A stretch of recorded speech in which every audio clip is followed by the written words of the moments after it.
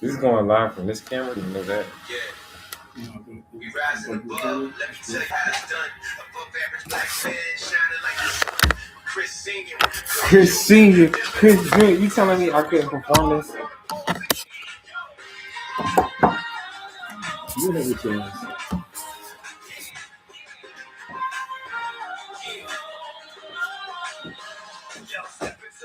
Don't you believe in me, Dad? I could definitely perform this song. You know, giving a voice to somebody that's on the show.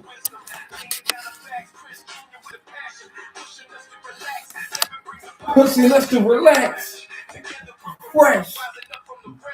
You know you on air. You know you live, right? I know. Like they can vote and be like, who trying to sound just like him? I don't think they sound that. Not too far off. I can't tell if you got that song or not. And then Nicole sings.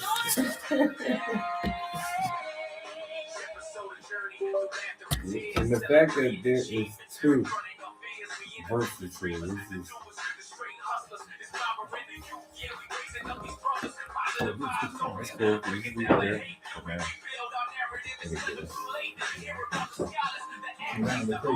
I mean, not really. You know,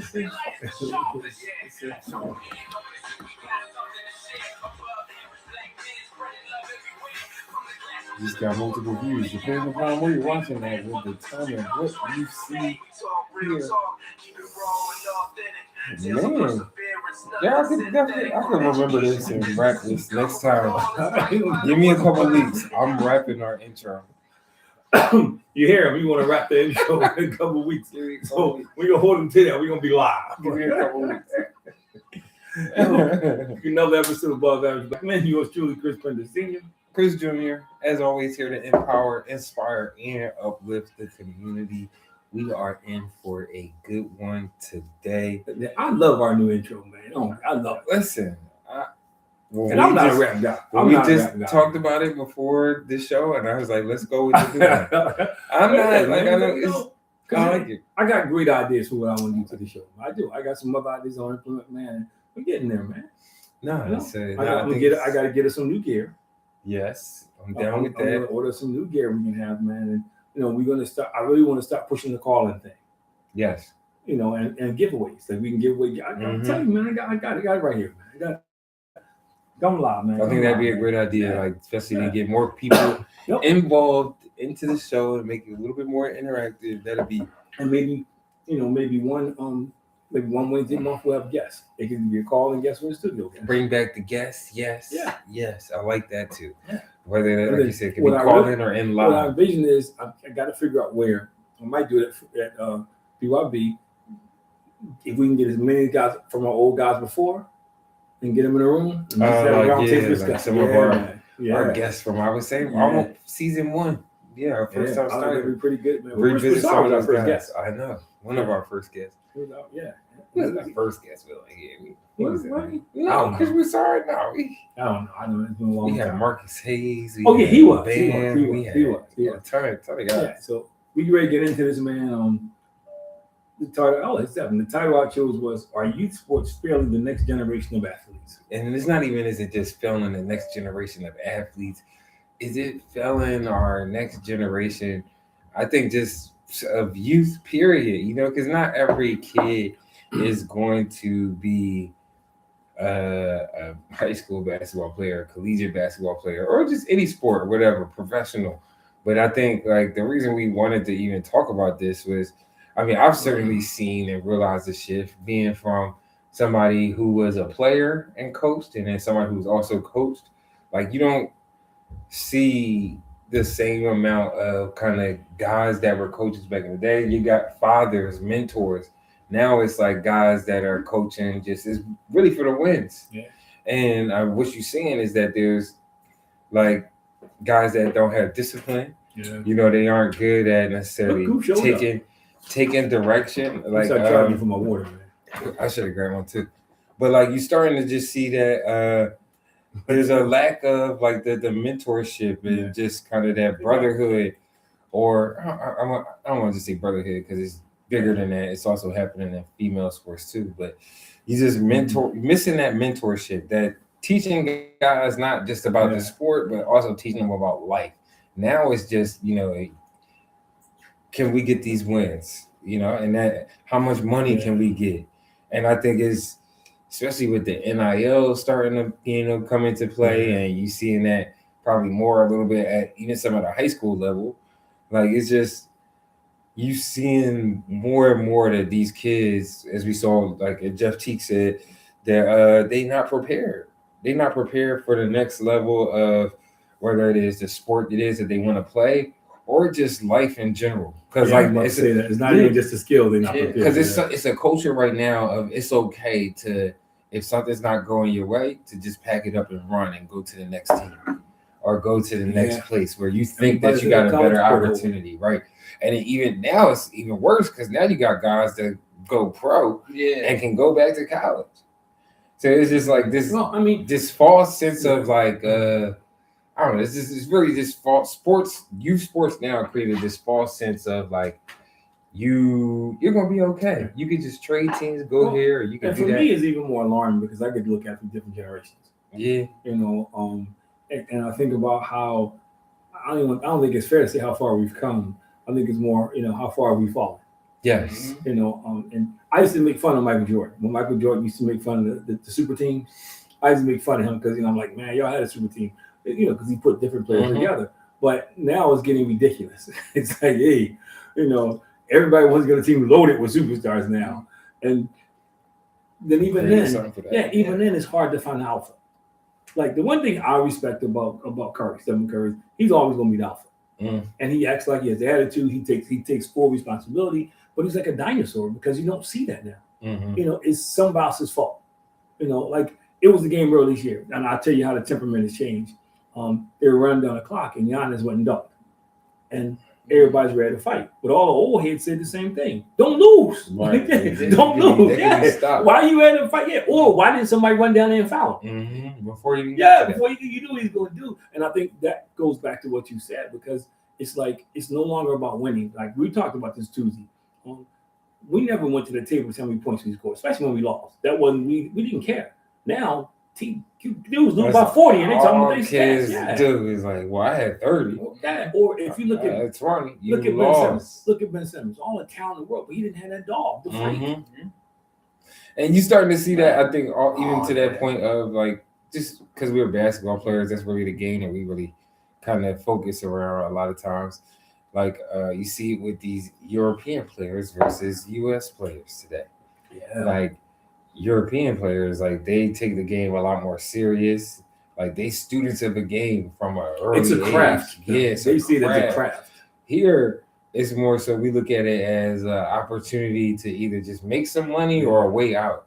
And it's like, again, taking away from what used to be back in the day. You had mentors or people kind of pushing you or like kind of instilling. Literally and physically. Yeah, like literally and physically. But like they was instilling a history and a knowledge for the game where right now, like again, just because I feel like I've coached before and been a part of it and seen it where it's like you got a kid who could be the best player of your team. He can't go left. But because he's good at that level, like a coach just ride out with that kid and don't correct anything that he do wrong. I measure it like this. Kobe couldn't exist today because they couldn't put up with his attitude.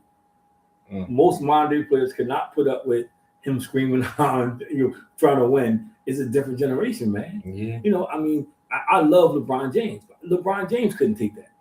Because Kobe don't play, man. You don't get back on defense. And Kobe say, look, man, all right, I'm just going to pass you the ball. Mike will punch you in the face. So when I think about that, like, and I would say Mike, but Kobe's a little closer to them. And it's like, would he exist today? Because even now, when I hear some of the older players talk about the stuff he did, I never knew he did. How he just didn't play. We here to win. We're not here to, do this crazy stuff. And how would that go over today? Because a lot of guys today, you can't fuss at them. And it's not just, look at football. Look at AJ Brown. You getting upset because the coach trying to get you off the field. You don't drop 4 balls for the game. Is in all sports you see these guys getting temperamental in baseball. Yeah. I just feel like AJ's a little different though, because from a receiver standpoint, that's how you get paid. And you know what's going to happen next time you come to the table? oh, you only had such and such yards, you only had such and such. No, catches. but you know how you get out there? You win Super Bowls too. There's dudes in the Super Bowl. Troy Aikman was not the good. Mike, where is it? Yo, there's a bunch of ways to get to the Hall of Fame. So I do hear you, but he's already They paid. get paid. He's already paid. He's not getting another new contract for another 3 years. Mm. So it's not like he won't go sit at that table next week and say, yo, nah. And he's got 1,000 yards every year. And even that, I agree with you to a certain extent, but don't act like that. That's what I'm talking about. The way when you become bigger in the game and you become bigger than winning, that's a problem. I think that's a problem, actually, honestly, kind of to what we're talking about in youth sports. Yeah, and also I agree with you. I just use him as an example that even in football, I think it's crossing it. Like the Phils had a guy. Same thing. He complained because the fans booed him. Well, you 0 for 30. You 0 for 30. Come on, dude. Your wife should have been booing you when you got on. Like, yo. But what's worse is I don't know if y'all remember that situation with Zach Levine. It was like a couple weeks, maybe a month ago. This dude got kicked out of the game because Zach Levine said he was heckling him. But the dude was like, yo, like, you're not playing defense. You get paid all this money. It's like, it looks like you don't even care. That's my point. It's a participation trophy era started on. Man, I use that in my devotion to David. But I think that has. But also, I think so too. Yeah, I think people entitled. They feel society bent over backwards to kind of discount winning because they said people like Michael Jordan could want to win too much. So you got these people with their kids, man, trying to raise their kids as, this is how it's not how you win and lose, it's how you play the game. And I think that's kind of just it's not how you win or lose, it's how you play the game. It's not whether you win or lose. But you hear that. Hence the participation trophy. I know. But like even to think about that saying in itself, it really was, and I think, and it worked. Just you can't get cut down. Because they got A teams and B teams and C teams. Yeah. When I was playing, if you didn't make the cut of the first 12 in basketball, you didn't play. I mean, there wasn't no A team, B team. You could be the water boy, you could be the boss, you could be the athletic director. You didn't play. It's a money grab. It's just all a money grab now. Because now that I got the A team, B team. We don't care who wins. Yeah. People just really want a place to play. I mean, again, I've coached in those spaces like that where it's parents don't care if their kid is good or not. One, they happy that they on a team. Two, they just need minutes in time. It don't matter how good they are. But this is it's the pay-to-play model. But this is the thing that kind of, again, verifies what I said, affirms what I said. 85% of people in this world are selfish. Your kid could be the worst kid on the team, and you think he's supposed to go out there and play 40 minutes. You don't care if the team win or lose, just so you can say, go, little Johnny, go, and get some good pictures. It's because they paid too, Dad. I agree. I coach travel teams, and they really, I mean, they even have some of that in the rules, though, where it's like everybody has to play within a certain amount of time. But it's like, it's parents, too, who be like, well, I paid this much. Definitely. You should be playing over this kid, and this kid's not as good as you. It is this idea of like, it's this fake rose-colored glasses. I played on teams when I was growing up that we had to pay, because you pay registration fee, whatever, to play on the team. And there were dudes that didn't play, or they didn't get in until we got up big. That was just the way. And guess what? You didn't pay till after you made the team. Mm-hmm. It wasn't you didn't pay and didn't want. No, you had to make the team, and then they said, they told you beforehand, if you make the team, this is the money you got to put up. And I think it has, not only has it deteriorated sports, but I think also it's kind of fed into this whole thing about manhood in general. Because men are, and I know somebody take exception to this, men in general it's like some of these young boys, they soft. Yes. Because it's always always think that you got a do-over or a chance to just go somewhere else or run away and start over. And then I think it does start with this youth sports thing. Because you can just change teams. I think I was thinking about when I was playing and like how I had issues on teams or feeling like I was better than this guy or felt like I should have gotten more time. But in the long term, it was life lessons in a sense because it's like, all right, well, how do you keep working and managing through that situation where you are working better? You can't be denied, and then working and playing it right for the next situation past this. And it's just, but you see it in the workplace too. Yeah, it's like that's what I was going to say. You see it in the workplace it's too. the idea of pack up and I can leave and I could just pick up and leave and start over. And like it's not even just a mentality that I feel like again you see it in sports. It transpires to beyond in their everyday lives. And unfortunately, life don't work like that. Where it's like you think because you hit a tough time that you could just hit the transfer portal or just go to a different school or like you could sit out a year, reclassify, go back Electric But College. they had a guy. Michigan was in a Final 8, and he hit the transfer portal while they were in the tournament. Yeah, I heard about That is crazy. Blows my That mind. shouldn't even be allowed, man. And then people got upset about the coach. No, we trying to win something, and you trying to transfer out. But I think it's this we in a culture now where it's like we make excuses for everybody that wants to. Yeah, I agree, but there's no excuse for that. You at least wait. To me, you disrespect your teammates, and you wait till the season over, then you do it. No, I agree. No, I know you That do. happened in football last year. Yeah. It's you see guys now jumping around on the transfer. And see, my thing is, if you really that good, it's transferring. If you go, see, my thing is this: I want to. Nobody's going to outwork me. That was always on my mind. But I want to win, and I want to be on a good team. See. I was never about, and I think for some people it is. It's just about participation trophy. I just want to make the team. Yeah. I just want to be good enough to make the team, and I'm okay with that. And when I talk to some of these kids out here about, your goal should never be just to make the team. You always want to play. Right. You know what's actually kind of crazy that I heard about the transfer portal recently is that all these kids that are signing up to transfer don't even make it to go to other schools because half these colleges already got kids maybe younger that they're looking at. Right. It's only like 5%. Or it's only so many guys that transfer. So now you just gave up a scholarship. Well, you gotta be, and I think people understand. You have to be exceptional now because most teams, by the time you transfer, now you can get pros. Yeah, and especially you got to think about it. If I'm coaching a team, and I got a 22-year-old to transfer a porthole, but I got an 18-year-old coming in as a freshman. You know what I'm taking? The portal. I'm taking an 18-year-old freshman because at least I'm gonna have him for 2 years. The 22-year-old they have one good season, they out of here. It works now. Well, I'm telling you, why get an 18-year-old? I can just get someone that played a year or two professionally. Right, and it's gonna be. I think it's gonna be two sides to that. It is gonna be some sides of that, though. I was watching something. I don't want the kid. I want to get the. Yeah, but you know what? But I was watching something. And I'm trying to see it was a basketball player who said it. He said, you know what? It's a shame because you get those guys who weren't good enough to make it the first time, so they want to come back and dominate a bunch of kids, and that's exactly how I feel. You weren't good enough to do it the first time, so you want to come back and dominate. That's like I'm gonna go back to junior high now and play. Yeah, I mean, so I think but again, to your point, it's about money. And I think until it hits the pockets of the colleges and different things, it's not going to change. It's not going to change because some coaches who don't get a lot of talent see there's a way to catch out. It's going to get increasingly worse, honestly, and I think we already see it at the high school level where if you are a 4 or 5 star athlete. Another high school is coming to you and you getting some money. The IMGs. Yeah, you're getting some money under the table or something, like some type of package deal where it's like. Well, it's been happening. I mean, I know, but now it's right. It's more acceptable. Because you had a guy living in the ghetto, in the hood, and then he gets he signs a scholarship for North Carolina. Now all of a sudden his mom is down in North Carolina with a new job and a new house. So it's going to be more acceptable. Even schools around here. I mean, I agree, but this is the thing that it's really starting. It's really because I would love for somebody to just do some kind of stat and see what happens to those guys after they graduate. How are they performing in life? How are they successful in business, or what are they doing? They know. Because but I would love to see those stats though, because to me, if you start out quitting, how do you stop? If you start out thinking, okay, everywhere I go, somebody better than me, I'm leaving. I'm not going to try to earn my worth. Where does it stop at? I mean, I've heard like players, online that after they graduate, I mean, a lot of guys like talking about trying to redefine themselves or find themselves, because so much of who they thought that they were was wrapped up in being an athlete.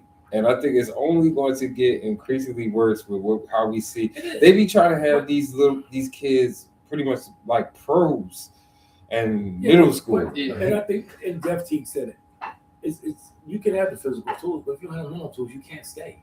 Yeah, that's the problem. You can make it, but if you don't have the mental tools, you're not going to be able to stay. And I think what's the scary part of that is that it's way more people that don't have the mental part than. Oh, I agree. Because it's a lot of talent. I've seen it. Like kids that should have been great. You know what I mean? Or like they had all the tools, just none of the mental to separate themselves or put themselves over the top and be in a position where they don't fall, short of whatever it is ultimately that it is. But I think part of where we're seeing all these things transition right now is happening with coaching.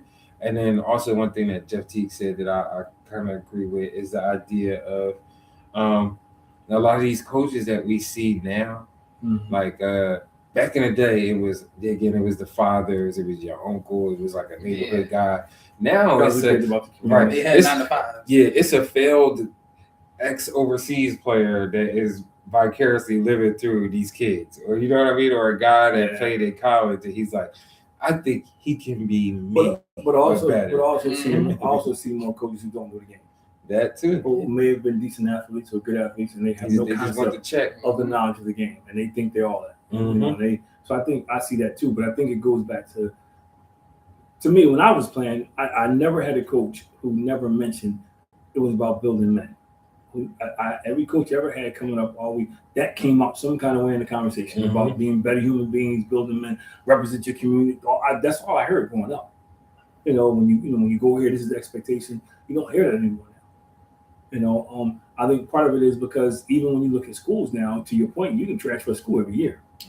So if you transfer in school every year, when do you become a part of the community? No impression. How do you take pride? But how do you take pride in that community? Because it's like you just passing through. You know, and if you're a high school kid and you have no loyalty, what's going to happen when you get to college? You know, I mean, what happens when you get to college, man? And now you think you're better than that. And then now you're just out here bouncing around from place to place. Yeah, trying to play. That's if you make, because like you said, there's people, they got to go work 9 to 5 now just because they try to transfer. No one picked them up. Yeah. But you know what? I think that's the part. Those are stories which kind of takes us back, 180 where we were, because enough people don't hear about those stories. You only hear about the guys who transfer, get all the money. They don't talk about the guys who failed transfer, or like now it was like 4 guys last week who withdrew their name, who had said they were going to transfer portal and they didn't. So I don't know how that works. I mean, but they decided so maybe to your point, somebody said, "Yo, you're gonna lose your scholarship." Everybody transferring, bro. And they picking up dudes from the G League. So it's unless you a 5-star, you already have good tape out there that someone's going to want to pick you up. It's not bringing you back. Well, see, to me, if I'm at a school and I chose a school and I'm going to play, and somebody comes along that's better than me, transferring is not going to make me a better player. Transferring is not going to make you a better player. You just transferring something because it's easier. Because you don't have to work hard to become a better player. And that's so to me, I think that's part of it, man. I want that kid that's going to come here and work, bust his butt to be the best version of himself, man. Not the kid that want to come here because the starting spot was handed to him. But ultimately, all of these things that's going on right now just kind of shows what the NCAA and these schools is all about. And it's just winning and money. And the bottom line. Like, that's all it is. Like, that's all that matters.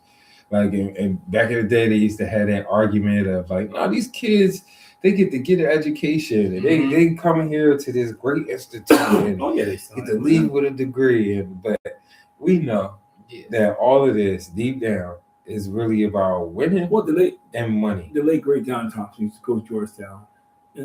He signed this big contract. He's making a bunch of money. We got milk. And in the middle of that, he pissed a lot of people off because he came out and said that. He said, I just signed this big contract. I don't play a game. He said the players go out there and win championships and playoff stuff, and the school gets paid. They don't get a cent, and they can't work. He said then coaches sign these sneaker deals, these shoe deals, and all these commercial deals. So he spoke out on it. He also was the first guy to say it. He said, and he was right.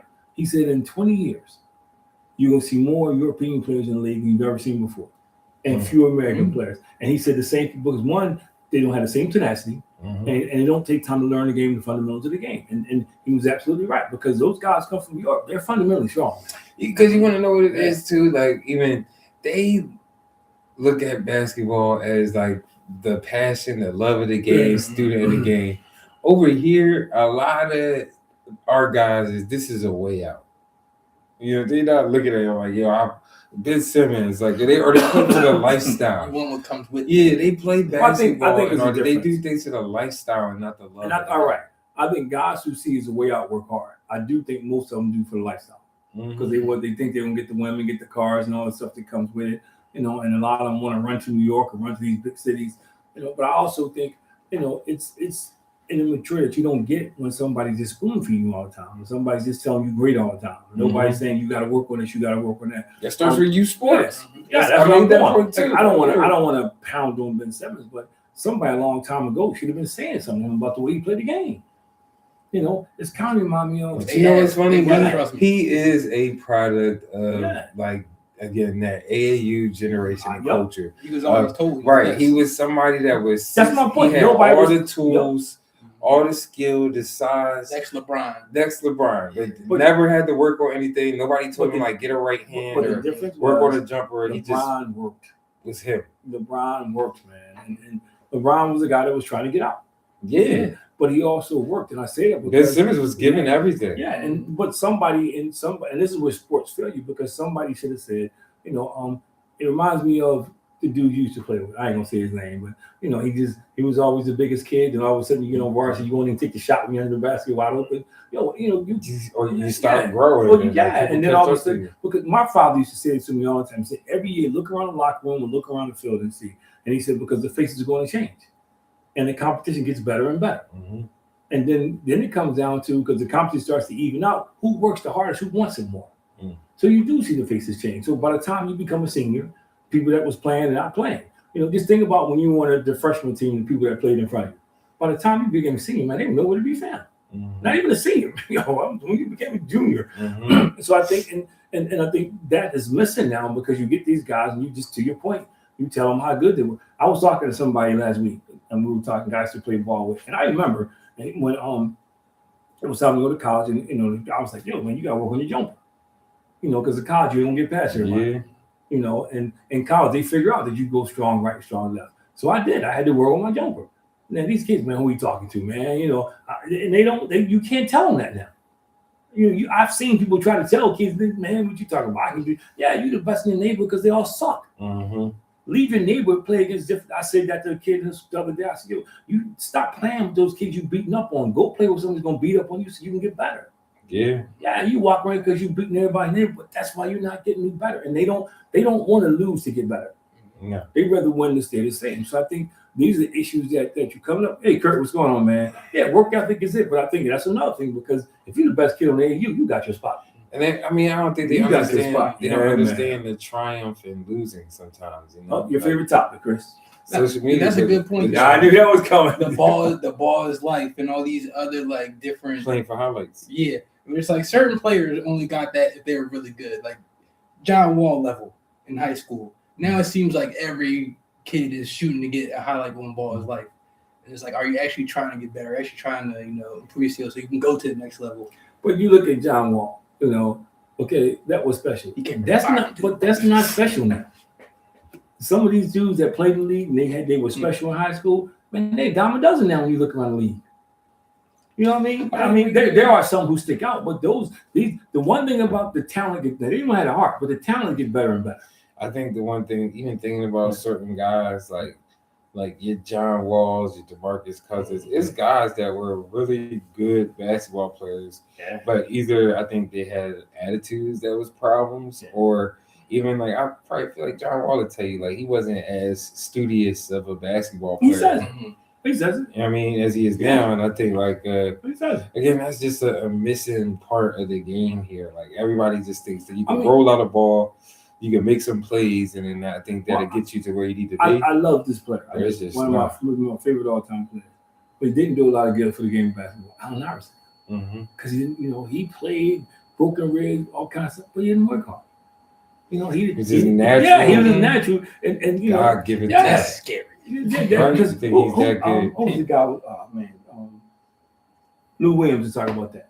Lou Williams say they were hanging out all night long. They're hanging out all night long in the club and everything. And they get to the gym the next day, and everybody they shooting around, sluggish. He comes in a minute before they're supposed to start, put his sneakers on. They say, you gonna stretch? He says, nah, check it out. And he took over the whole gym. It was just natural. Nuts. But he was just my body hurts just even thinking about it. And Kobe said the same thing about him. It was just he was that dude, man, he could be out 5 o'clock in the morning and he never stopped running. 45 minutes to stretch. But I think people looked at that and didn't realize how special he was and thought I can do the same thing. Like I don't think people truly realize how special Steph Curry is, the way he shoots the basketball. I was actually thinking I about think people, that too. so people see it and they try to imitate it. This dude can take one dribble hard and get open and pop it in 2 seconds. Where everybody's got to load up and kind of, but people don't see that, so they just out there shooting threes from the hip, from the waist. It might have been Jeff Teague that was saying, he was like, could you imagine, like Jeff, like he was saying that Steph Curry at a point in time had to shoot like over 1 million jumpers just to make 3,000. You know, before like. Can you imagine like how many shots he would shoot, like 500 a day or something? You know, he don't count if it hit the rim and go. Yeah, so it's just you gotta go straight in. Yeah. People don't see that stuff. They just see the finished product, and kids specifically. And then again, I think the culture of just kind of like we talking about with AAU and even the transfer portal, and it's just there's not. I don't see anything's getting any better for these because kids. there's not a lot of students in the game anymore. No, people just no savants. Like I get it now, I'm gonna pick on them now since they lost. I look at AJ Brown, and I was having this. People, when I say this, people understand what I'm talking about. What was the big difference? The difference wasn't Jalen Hurts. The difference was people figured out to get physical with him. But everybody was running from him last year. Now they jam him at the line of scrimmage. They grabbing him. He's never adjusted. Mm-hmm. That's why you got to make so many contested questions now. Because back in the day, not back in the day, just last year, they were giving them cushions and everything. Now they up at the line of scrimmage, jamming them, pushing them, shoving. And if you're a student of the game, Devontae Smith will adjust. He will adjust in the game. And I'm a huge Barkley fan. Barkley never adjusted to the new offensive line. He kept those, he back there trying to break the long one instead of hitting the hole. With Tank Bridges come in, he hit the hole, he gone. So you got to be a student of the game. And I think we don't see that as much as we used to. No, we don't see it. And even in basketball, you look at some guys in basketball that were super, super talented. And look at Gordon. He's probably a better basketball player now than when he was super athletic. Yeah, he was. He was dunking all over everybody. He was only known for dunking. Mm-hmm. Now the dude got a complete game. No, but I'm saying he has a complete game now. He passed. So it took an injury, for him to get smarter. Yeah. So work ethic is too, because these guys don't work hard, man. I mean, these guys, man. And we were talking. It was funny because somebody asked me a question: do they think Larry Brown could coach? No. Could coach? No, because the first time, how are you going to hire somebody making more money than you make? I don't think he is. How are you going to scream with them? There's a lot of old school coaches that I just feel like today. You'll be fighting in the locker room. It'll be a struggle for them to be in this culture. One, they don't respect the coach's role like they used to. Back in the day, there was a respect for your coach. Most. And even with that, it's like, when did that shift happen? Like that kind of generation. They're quick to fire coach. Generation. Quick. Because it became generational. Because you got, and again, he put AI as a poor, like Jay's a poor route. Yeah, man, he is a poor route runner, man. That dude, one of the worst routes I've seen in my life. I would take him on the Patriots gladly. And by year 2, he began playing. Because the Super Bowl year 1. The minute you get, he got a Super Bowl. He's still complaining. We get to the Super Bowl. He's talking about this don't mean anything. This don't mean. He's the guy. He's the guy. We were talking about that because it's not about winning. It's about being the man. He wants to be the man. And it's funny because he was the man where he came from, and he stunk. He wanted to get out, and it's not about winning, man. He wants to be the man. I think you see a lot of that with guys. They really go to a lesser team. They rather go to a lesser team and be a star. I'm a Kevin Durant fan, but I'm pretty sure he wish he would stay at Golden State. Yeah. I'm pretty sure he wish he would have stayed in Golden State. At least another 2 years. It became all about him, and he ain't been nowhere to sit. So, and you see guys all around the league like that. Yeah. James Harden, he was on that team with if he would have stayed with Oklahoma, just one more year, they probably could have won it. I mean, Oklahoma they wasn't drop back. No, but I'm saying the problem. They were. He's the sixth man on that team. They were nice. They ain't want to pay him. Yeah, but that's what I get. But you got to kind of. He was a sixth man, but he was better than that. But he's running around now trying to chase the thing that he had a chance to get. That's all I'm saying. I don't know. You have a chance to get the ring, and that don't come often. Yeah. And that used to be why you play the game. See, and that is actually what I was about to say next. Is why dudes is playing the game has changed.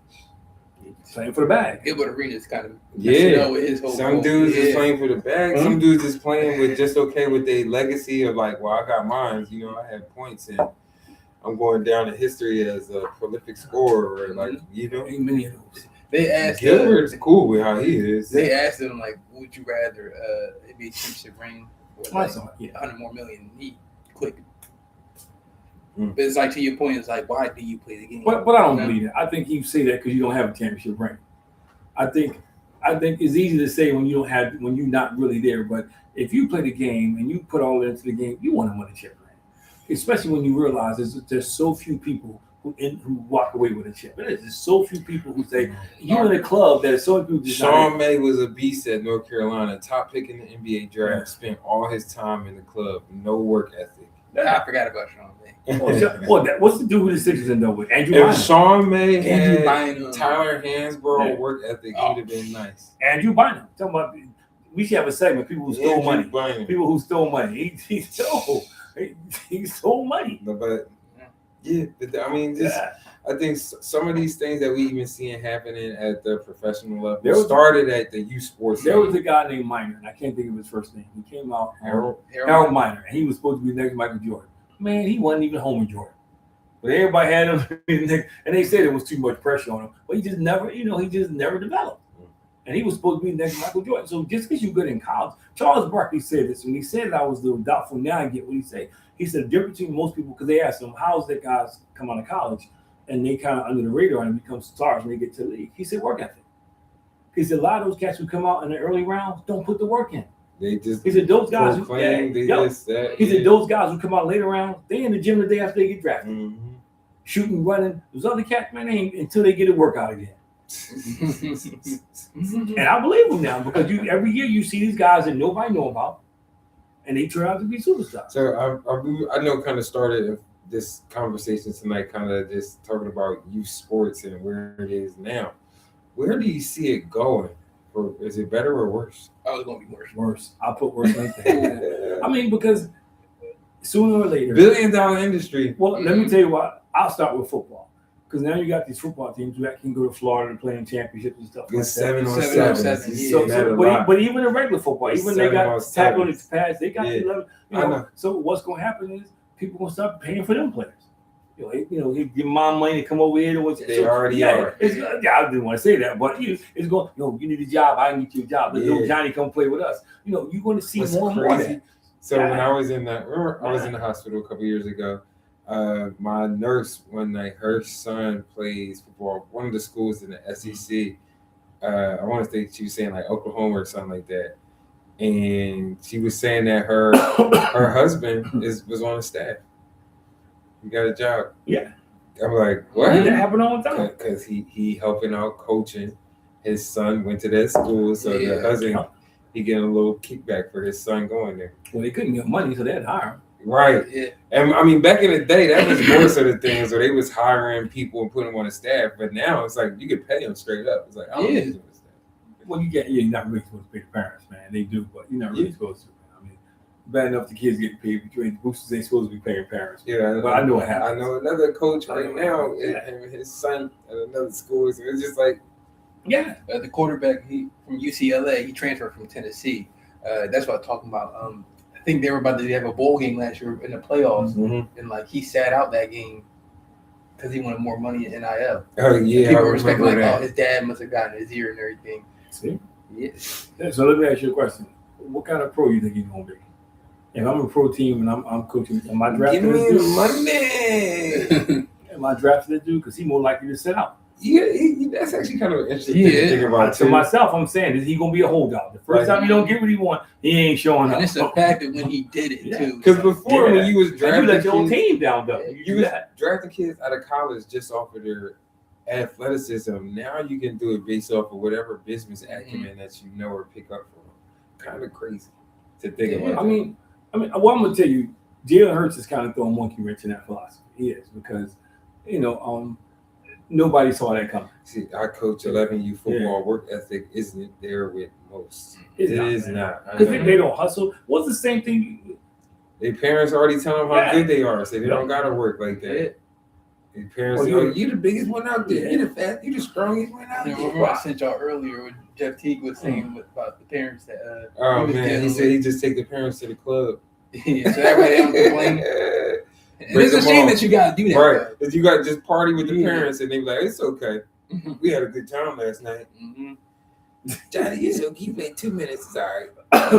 Yeah, I remember one time though, it was this kid complaining about his time. He thought he should have been on the team. His mom come up and like, oh my son, I put him in the game. He shot the ball so far over the backboard, and it was like I tried everything in me not to look at her. You know, we all had them kids. I remember playing. We had a kid like he wanted to get in the big. He was terrible. I mean, when you're terrible, when you were the last person they put on the field in practice, you got to kind of realize something is wrong. And it's the same thing every game. Why you don't put my son in? Why you don't put him in? He can do better than stuff. Man, let me tell you, man. Put him out there. 3 balls got hit till he missed all 3 balls. Wasn't even close, man. And you know what? His mom was still sitting over there. Well, he just got to try harder. No, he sucks. You know what else I'm figuring out here in this conversation? Is parents are delusional. Oh yeah, you just figured it out now. No, I'm just saying, like in terms of like, yeah, some of it is like the kids. Man. They are responsible for like how they show up and what they do, but like their parents. So, man, Kurt, let me ask you a question, man. Crazy. What do you think is one of the biggest problems you face as a coach when it comes to kids and their parents? Yeah, I'd be interested to put that in the bomb because I think the delusion is like you have parents who are and Jeff Teague said this too. Parents don't know or understand the sport. You know what I mean? So it's like you haven't played it at any level or learned it at any level. And you're making this assumption that your kid should be playing based off what? But this is the difference. You saw him make a couple shots in the driveway. But this is the difference in generations that I'm talking about. He be cooking his friends. He said, repeat the question. Yeah, the question, Kurt, was what is one of the biggest problems that you had with parents, and coaching, and how, the biggest problem you had dealing with parents and trying to coach their kids. But see, I'm gonna tell you issues dealing with parents. And I'm gonna tell you how it changed because when I played, my dad never got involved in playing time. My dad never got in playing and never ever got involved in playing time. Never. And that, again, just plucking it because tell me these things, Kurt. Part of it, I need probably talk. All right, yeah. Entitled. Most parents feel entitled. They think my kid is the greatest. He should be doing this. Man. You never was like this with us. You know I wasn't. And I think but if anything, it's like I learned work ethic, work hard, and I need to take what's mine. I'll never forget. I was a senior in high school. And I had a chance to go. I was going to be playing sports in college, and I was feeling myself a little bit playing the summer leagues, man. You just doing your thing, man. And I remember my father said, let me talk to you for a minute. He said, have a seat. I said, no. He said, boy, let me tell you something. He said, one day you're going to play your last game, and I doubt if you get paid for it. That was the way of God. In other words, you ain't going to grow, boys. You got some sense. And I never forgot that. Man. And I think it's different now because parents used to get mad because I would tell parents. Remember you said your kid's not that good. You got a kid telling me he going to Duke, Kentucky. Should I get him left down? No, you better make him a straight ass dude. I think there's a way. That's the only way he get into Duke, Kentucky. You trash kid. I didn't say trash. I would just say you're not as good as he think he is. That's true. And then that's the problem. You get these coaches that he's going to be okay. Some kids, no matter how much practice they have. He was just saying you got kids that make 1 or 2 plays in a game, and then they think they should be on a starter on the A team now. But they never come to practice. Yeah. Mm-hmm. Never come to practice. Show up to the game the day right before a kickoff. They don't take it serious. Terrible habits. No respect for coaching or authority. But then want the world, and then want you to. I think that's also that's also a life lesson within itself, though. Like, how do you expect to show up at a place, think that you can give whatever effort that you want to give, and then expect the top tier results or the rewards. But I see it work. I got a guy who works for me. That's what sports is about. I got a guy that works for me. That's part of that. And he from the neighborhood. He walks. You get fired for stuff like that. But he has that same mentality, right? And I never heard him before. Well, I know you heard me. Nah, dude, I never heard you before, right? And he starts naming this stuff. So it's funny because we having this conversation. So then this other guy we came walk past. He was like, "Yo, what's up?" And where you know him from? I said, "We used to play ball games." He said, "Yeah, man."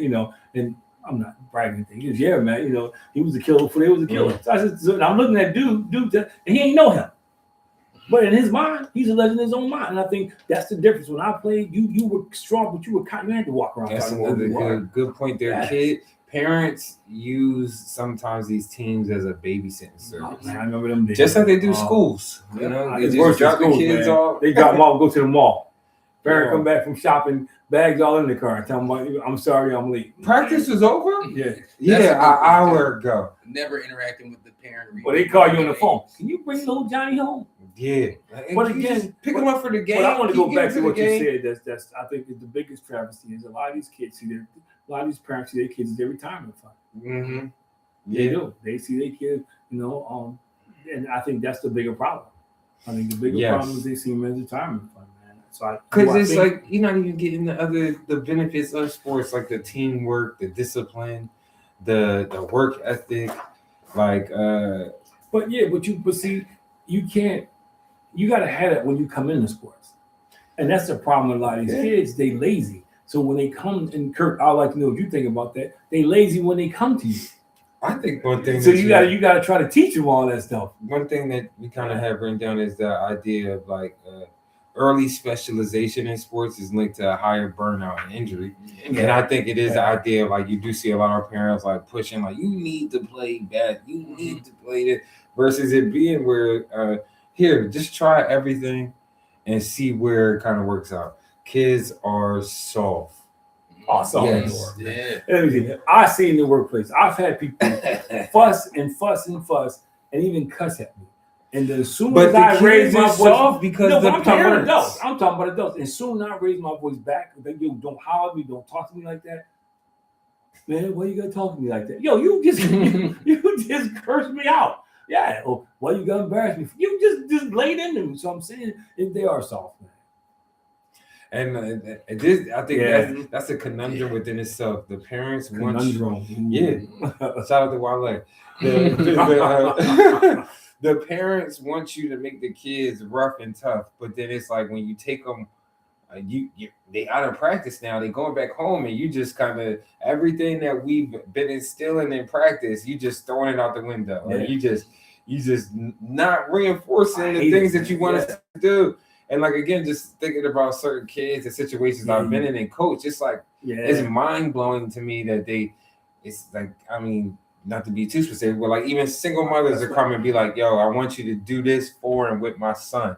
And then when you start doing these things, it's like, well, it's not that tough like that. Man, I wanted him to be a part of a team and get these things, but I didn't want it to look like that. This like, is my last coaching year. I don't know if you remember that we were playing a tournament down Temple. Insane. And the kid started crying. Because you know me when I coach, and I'm telling him one thing, and his parents are telling him something else. So my thing was, either listen to me or go sit up there with your parent.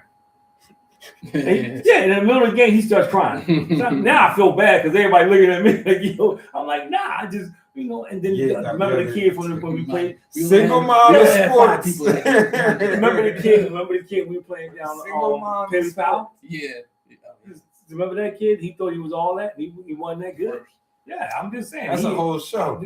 Single moms in sports. Man, I ain't getting it. I will say one thing. All right, Kurt, what do you mean without your mark? I will say one thing about like. All right, Kurt, you got to expand upon I just said it a little bit. I'm not going there. I'm not going there. It's all right. I'll say it for you. Kurt, you got to join the show, man. I'll say it for you. We are just talking about the idea of like they bring you there to be like, I'll make my little boy a man, but it still be that armor or protection there. Like, well, don't yell at my boy. He deserves this. Don't nobody deserve nothing in here. No, I know. Listen. In between these lines, nobody deserves anything. Man. I agree. And this is all I agree. And anybody will tell you I cut slack on nobody. I mean, life is like that. It ain't even just the line. This is life, and that's the problem. We can't. Why do we keep saying this is different, man? I remember we let it be different. I remember when I was in college. We played this D1 school. We let it be different. I'm tired of it. I need to get back to coaching. They had Larry Costello. Larry Costello was the NBA coach. He was coaching Binghamton. He was coaching Binghamton. So we D3. We go to play Binghamton, and they crushed us. They beat us by like 40 points, man. And I remember after the game, the coach is like, well, y'all were supposed to lose. It really don't matter. So my thing was, why did they keep the scoreboard on? It mattered. because they didn't turn the scoreboard off. They made sure they showed they beat them up, and they were jumping around like they didn't care that we were on D3 team. Yeah. But I just remember people on the team like we were supposed to lose, and that told me what kind of season we were going to have. Because you should never walk off the court saying you're supposed to lose. It's different now. These kids, oh, that's little Johnny, that's so and so. He's real good, man. You hear some of the players you talk, he's really, really good, man. Maybe that's a whole nother thing too. We gotta just start with it's different now and just be like, you know what? I'm not giving it. I'm not giving it no more. That's why you're not coaching. That's why we sitting here talking about I need to get back to that's coaching. Why Kurt coaching and I'm about to get a little more tact with him. I'm about to get back out here to coach. Hey, Wayne, and you about to on, see man? us run it up. You about to see me with a whole bunch. Y'all can come find me. Bring your kids. I'm gonna turn them into young adults. Well, you know. Now, see, that's the thing about it. That's nothing. All the kids that I coach are we blew people out. They outstanding adults now. We played. Not even just they were good basketball players. They good adults. Good adults. Well, the most fun I had was when we were coaching out the and I think it started with you. We were coaching out the park member, and they wouldn't give us trophies, win a championship. Every year they gave us the worst players, and we would win the championship every year. And the last year they said, "Oh, we ain't gonna give them guys trophies, man." But yeah, that's an excellent point, and I think probably at the root of what is happening in our youth sports culture, the parents are enablers of laziness, and not even just. I think that enable laziness. Like I don't know if sometimes they just expect certain things to happen or be given just because you sign up or you show up. Not even that, Chris. How did you show up? I got kids in school who are late to school every day because they're playing a video game, and the parents drive them to school every day. I'll be there. Let me tell you something. The parent drive them to school? They drive them to school because they late because they staying up late playing a video game. Oh, wow. They up 3, 4 o'clock. First of all, you won't have a game. I'm just telling you. So to his point, to his point, your mom showed me his article. There was a kid, and I think it's kind of frustrating. Honestly, there was a kid, and I think it was there was an African American kid. I think it was Illinois, Idaho somewhere. He was in 11th grade, and they lived in the city. So the mom got money, moved to the suburb. They put him back to the 9th grade. He had missed 222 days of school and failed 22 classes. How do you not know it as a parent? And you know what the parent said? It's the school's fault. So this is what we do. Kurt is talking about. It's the school's fault. It's my fault. Your kid didn't come to school today. 200. How do you know 222 days? Find the parent, lock them up. Find them and lock them up. You need to be citation upon citation, and then lock them up after that, because you're failing your duties as a parent. Like, I agree 200%. I think that's where we need to start going. Like, we're in a time frame now, man, where just parents no longer take responsibility for a lot of it's kids. Somebody else's responsibility or job all the time. Like, it was a very, and I understand, because I don't know, I'm in a weird age and frame where I've seen it, where we were in this like communal time frame of like where it was like that. It takes a village. Like we really lived on that. Yes. Yeah. Like it was like your aunts, uncles, neighbors, cousins, brothers, like everybody knew each other, helped each other. Yeah. And then now it's just gotten so far removed from that. Like, I'm dealing with 2 kids right now, one out here and one in the city, where the parent has said to them they're done with them. And I'm talking about kids in the 5th and 6th grade. Parents have said, I'm done with them. 6th grade. Yeah, I'm done with them. We decide that, and they use some colorful words and everything. And both situations are similar, but they're different because of reasons. But how do you say that in front of your kid, that I'm done with you? You can do whatever you want to do. How do you say that in front of your kid? Now, he's so hurt. So he don't know what to do now. And I've seen the parents sit in front of the kid, man. And I'm talking about this is what you see. So, and that's not including sports. Yeah. So that's some of the problems that we have, man. I never thought I would agree with Charles Barkley on this. Man, let me tell you, man, to be a parent, you have to take a test.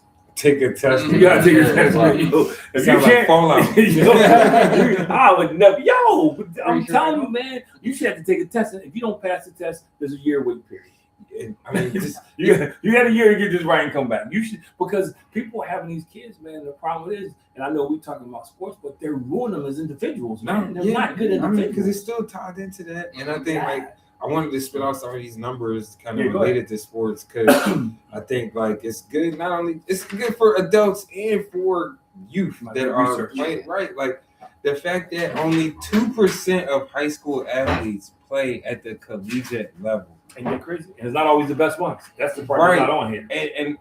And again, blows my mind just knowing that how many high school athletes are out there all over the place. If you've traveled and you've been to little towns, there's high schools there. There are so many schools all over the place, and only for 2% of people to actually go into the next level. Ridiculous. 70% of youth athletes quit organized sports by the age of 13. That one blew me away. And I think some of it is I think they forcefully try to specialize kids in sports at a young age, and they get burnt out. Like, it's people who like, oh, my son, all he doing is playing football, all he doing is playing basketball.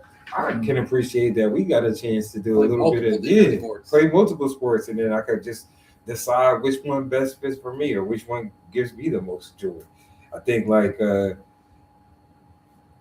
we're losing all of these things, like that idea of like just kids being kids and figuring out what works best for them, and like parents really kind of pushing them to like early specialization. And then on top of all of those stats, sports is a multi-billion-dollar industry at the youth sports level, and only going to go up from here. I know it was lucrative. I know it was that lucrative. Only going to go up from here. And you want to know why? Because you got Nike, Adidas, Puma, all these sneaker companies now are getting in at basketball, not just at the high school level, at middle school. They hosting tournaments and sponsoring kids and doing all these different things. So I think it's only going to get greater. Trying to find them right. When we doing the NIL deals and like TV deals, and you're going to start to see some of that when you got, I think it's only a matter of time until you see like Netflix, some of these streaming services start to like get in here. A team sponsored by Netflix. Right, now they're streaming your local high school basketball tournament with all the greatest stars. Mm-hmm. The bio of instead of the McDonald's, it's going to be Netflix. It's going to be reality show now. They got reality show. Let's follow Little Johnny. Follow Little Johnny around. It is. And you want to know what's crazy? They're going to make a whole documentary for life of the kids. Life of Little Johnny. Right. And then now you can follow this kid from 8th grade up until when he plays in the McDonald's All-American game. I mean, kind of indirectly, you're kind of already doing that now when you watch the highlights. I know. Like, there's highlights of players I used to watch back in the day. You know what I mean? I mean, real reality show. Yeah. Think about this show. What's that show? When they're not playing basketball. With the football players. Last Chance U. That was my show. It's a basketball one too. I know. Yeah, it is. But it's going to be like that times a million. Like, instead of you following JUCO guys, now I'm going to be following this kid that's a Gatorade All-American high school player. High school, yeah. I feel like one of the most like alarming things with some of these kids is I feel like I didn't see this on the list, by the way. A lot of kids don't even watch the sports. They know they're invested in playing. Surprised they don't. Yeah, they don't watch. Like when Anthony Edwards said football was his favorite, which he did catch some flack for that. But it's like you're playing basketball. How do you not study the game that is literally paying you millions of dollars? Because they're not required to learn it anymore. But you never hear football players say that, by the way. I'm just because they're not required to learn it anymore. I mean, back in the day, Magic Johnson shocked the world when they asked him how was he so good and how was he able to throw the ball, in the spots. He said, because when I studied my playbook, I didn't just study my position. I studied all 5 positions. So I knew where everybody was supposed to be, and I could throw the ball to the spot. They don't do that anymore. So he knew where everybody, he knew how to play those different positions because, it wasn't like, well, I may never get a chance to play. And he studied to make sure he understood what everybody was supposed to do. Now they flip the play on the other side. They don't. Right, everybody's confused. You go shirts and skins, and my skins are shirts now. It's just different, man. But yeah, it's different, and I mean, it's unfortunate that I can't see it where it is going to go back to kind of what it was, where you got people who actually care about teaching not just the sport but manhood or just how to be a better human being. For all the great points you guys had today. You're not going to have a lot of that.